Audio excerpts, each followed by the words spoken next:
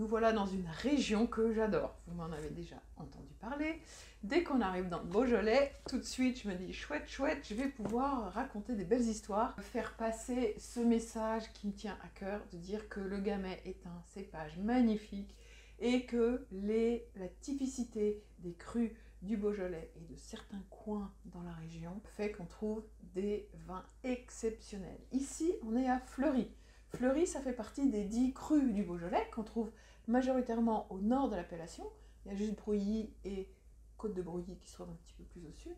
Mais sinon, ils sont tous regroupés, un peu collés au sud de la Bourgogne, tout là-haut. Et Fleury fait partie des 10 crus du Beaujolais. Si vous voulez vous amuser en commentaire en donnant les 9 autres, ça peut être rigolo. En tout cas, ici, on est dans un domaine qui s'appelle le château Grand-Grange, qui a été racheté il y a quelques années par un couple d'avocats danois qui sont tombés amoureux du coin et qui ont acheté cette propriété dans laquelle il y avait un monopole. Un monopole, c'est, à l'échelle bourguignonne, c'est une parcelle qui n'appartient qu'à un seul propriétaire. Donc le nom du cadastre, c'est Claude Lamadone, et il n'y a que eux qui en sont propriétaires. Habituellement, ça peut être morcelé, hein. Différents domaines peuvent avoir quelques ouvrés, quelques rangs de vignes dans une seule parcelle. Là, c'est eux les seuls propriétaires. Et la particularité de ce Claude Lamadone est qu'il y a énormément de granit.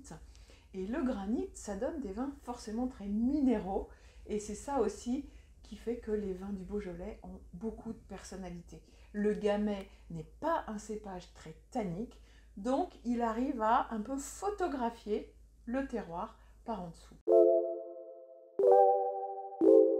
Alors, en dégustation,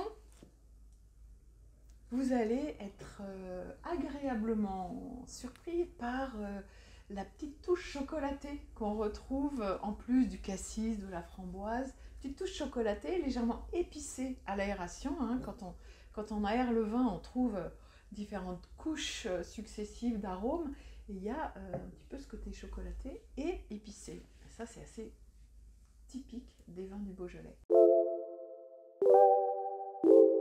Et puis en bouche, c'est un vin qui est assez juteux. Vous voyez, quand on aère le vin, on ajoute des petits filets d'air successifs, on a l'impression de saliver, ça lui donne un côté juteux, mais on retrouve quand même une espèce de trame tannique, une charpente, une structure qui montre que c'est un vin qu'on peut apprécier aujourd'hui, mais si on en oublie quelques bouteilles en cave, on sera forcément très récompensé.